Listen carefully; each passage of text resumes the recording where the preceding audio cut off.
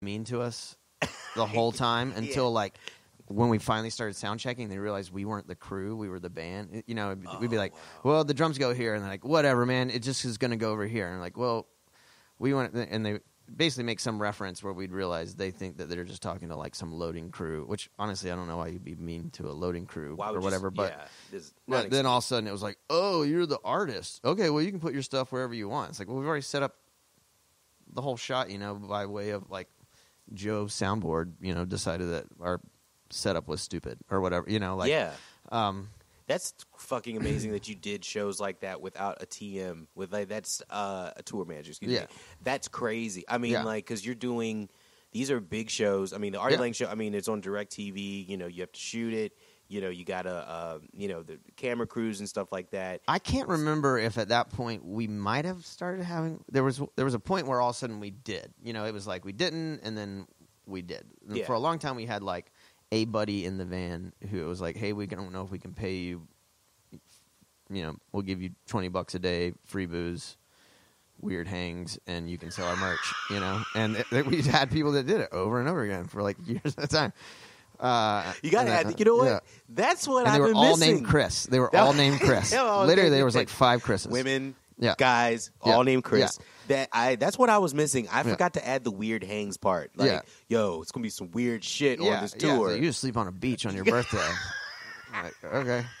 So that's awesome. The thing with Artie Lang is apparently like if he thinks you're boring or doesn't like you, he just stops talking to you and ignores you. Oh. Or at least that's what I was told. So that was a good setup before. It's like, oh yeah, if he stops looking at you, then you've bored him and he's over it or whatever, you know.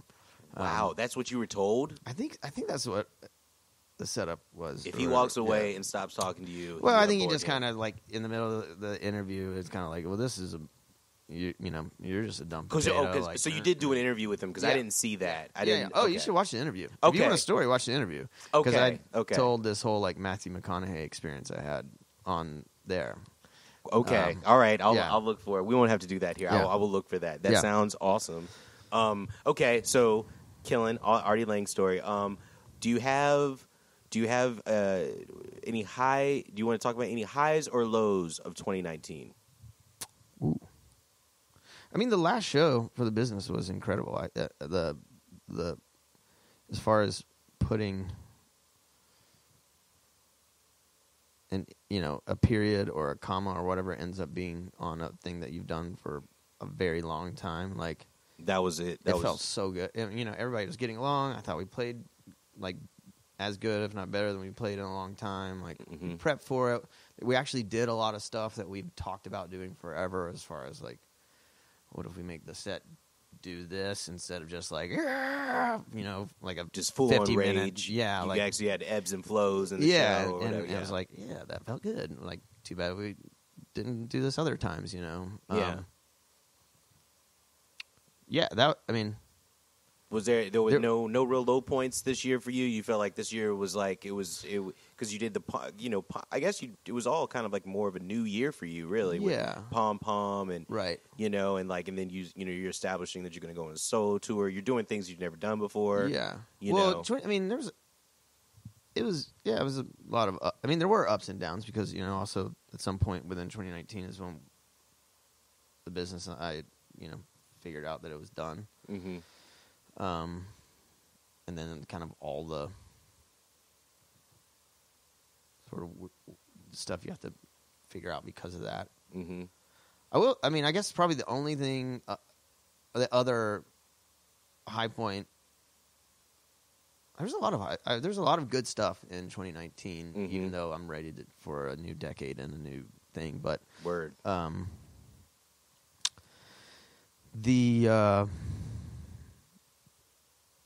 That last year, 2019, was the first year of my whole life that I traveled more for pleasure than work. And that was definitely rad and sort of brain refreshing and all that kind of stuff, you know. And, totally. So that was amazing. You know, I got to go to like Eastern Europe and all sorts of craziness. It was fun. Oh, that's cool. Yeah. All right.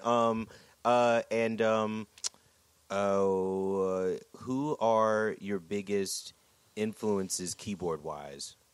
Ooh. Because I feel like I have not seen this question. For some reason, I feel like people completely forget that you play keyboards. Yeah. Sometimes, excuse me, piano, but keyboards. But I don't think I've seen a lot of people talk to you about keyboard stuff at all. So yeah, I mean, who do you have any keyboard influences in any genre? Yeah, I really don't like Elton John. Don't like? No, I don't. I honestly like. That's the thing is like, you got this thing where people go like, "Oh, you're a piano guy. You like this, whatever." Yeah. I mean, I like Jerry Lee. You know, like I think his stuff is cool.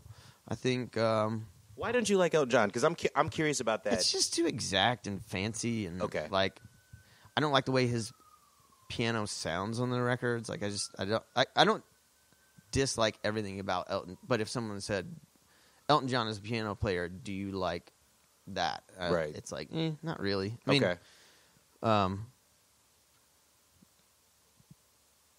as far as keys go, I really like, I mean, you know, I kind of hard referenced it on the promo, but my like basically my two go-to things in the last 2 or 3. I mean, I kind of always loved Zeppelin, but then William Onyeabor is kind of like my jam. Like it's just like I just want to listen to it all the William, time. The Nigerians or electronic. Oh wow! Guy. Okay, yeah. Okay. Wow. So okay. So you've been heavy into is that definitely where the aesthetic comes from with like the promo shot and shot? Yeah. Well, I mean that was definitely like I always felt like his promo shots or album covers or whatever with like way too much gear or whatever. I was like, this is awesome. Yeah. But the you know, I mean there's obviously like what's his face, Ian Stewart, like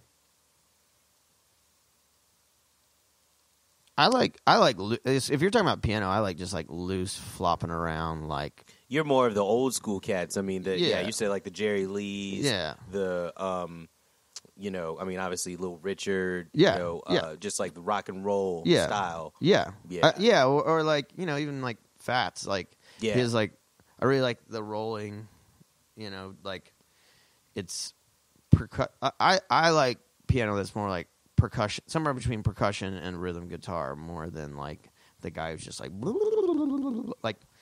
I don't think piano solos sound that great. Like, I hear you. I would rather hear a guitar player or a saxophone player or a drum, like pretty much anything other than a piano do a solo. It's just not. Yeah. It doesn't ever. I don't ever go like, ooh, let me sit. I mean, you know,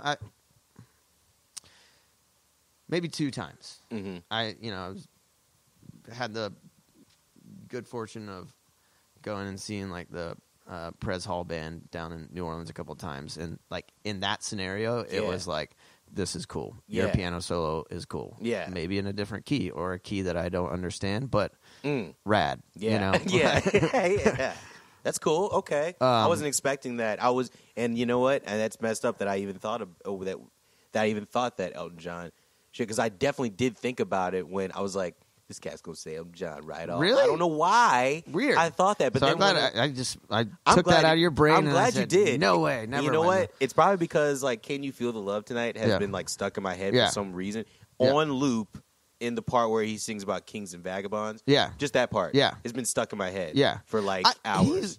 Obviously, he and is it Bernie Taupin, his writing partner or whatever, like. I mean, they don't care about my opinion, so whatever, you know. Definitely not. Definitely not. They've written them, you know, good songs and great songs and had huge hits and the whole thing. So I would suggest his book is awesome though. Yeah, Elton John's book. Yeah, I mean, excellent. He seems like an interesting character. I'm not saying I don't like Elton John. No. I'm about to title this thing. Yeah, Roddy doesn't like Elton John. Yeah, like I mean, that's definitely going to be. If he wants to come at me, let's do it. Man, he's got a temper. He's a feisty one. Is what I will knock his Donald Duck ass on the ground. Oh my God, he talks about that in the book. He was like, I couldn't sit down. I don't know why I'm wearing this thing. Yeah. I need to get off the drugs immediately. Yeah, he was really fucked up during that time. Yeah, no, I love that outfit. That's probably the best part of his career. It's my favorite part of Elton John is the Donald Duck. I mean, you know, and again, like I'm more of a like. People like to talk to me about the fact that I play piano, and I think maybe that I was in a rock band and I was the singer and the piano was the center of the stage. All things that are true, but not necessarily by design. You know, right. It was just what I happened to have written a song on. You know, like a lot of my favorite piano players, as I do air quotes for an interview, I think we're kind of the same way. You know, it's like I love Beatles or what. You know, it's like the piano was never, from what I checked from your music, the piano was never the dominant thing in the music. It was usually just the song. Yeah. And you would the way that you would play the piano would definitely reminded me of the old school guys. Yeah. Like just like it was, you're just like percussive, keeping it in there. But it's not like you were like dominant. The songs were like dominated by complete piano. Turn the riffs. guitar down, turn the piano up. Yeah, it's never something I ever said. Yeah, no, I that's the thing. I don't really hear the piano as much as I hear more of just guitar. Yeah. Just more of the power of the joint than hearing just piano and like, you know, turn me up. Well, like, you know, it's like I like I like a lot of the Stones, but a lot of what I particularly enjoy about the Stones is this middle section where they like kind of became the best country rock band. Yeah, you know, and you can't quite hear what's going on. I don't really like if you're just doing like jangly, loose rock and roll. I kind of don't want to hear anything in particular. I just want this like gooey energy to just kind of flow out the speaker and like, is that a saxophone? Am I just making up that melody? I can't tell what's going on. That's what I think rock and roll should sound like. Have you seen Springsteen live yet? Have you ever seen him yet? No. Okay, because that's what it sounds like. Yeah, it's just a lot. It's just everything going. Yeah. I got to see him 4 years ago for my birthday. Yeah, and it was in Philly, and that's what it sounds like. Yeah, like it sounds like it's his voice, his guitar, Max Weinberg, and the band. Yeah, and you can't really make out the keys like that. Yeah, you can hear the guitars. You can kind of hear Gary's bass. Yeah, but mostly you're hearing Max Weinberg. Yeah, Bruce Springsteen's guitar. Yeah, and his voice and the vibe. You know what I mean? Yeah. And it's just it's intoxicating. It's like this is what rock and roll should feel like. Yeah, it should not be like,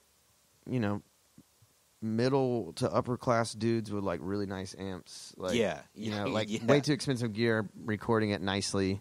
Like it should be nice, Yeah. I mean, honestly, I don't really even care about rock and roll at this point. Like if it's everyone was, there's always some new. Is it dead? Is it back? Is there a hero? Is there a savior? It's like I don't care. Like I just want stuff to be fresh and like challenging and like true to whoever it is that's doing it. Like I'm sick of the throwback impersonator BS. Like, can we please come up with something else? Like, can we all stop being the best at 1961 or 73 or 70? Like, yeah, you can take that and Elton John's piano and shove it up a Donald Duck ass. That's what I think. Perfect. We're closing on that. That is awesome. Thank you so much, J. Roddy, for doing this. Yeah, man. It was fun. And man, our record loop got tighter and tighter. It got tighter and tighter, and this Good will night, be sampled. Sweet Prince. Yeah, and we'll do another interview when we get back from the tour. Yeah, man. Yeah. All right, brother. Thank you, bro. Yep.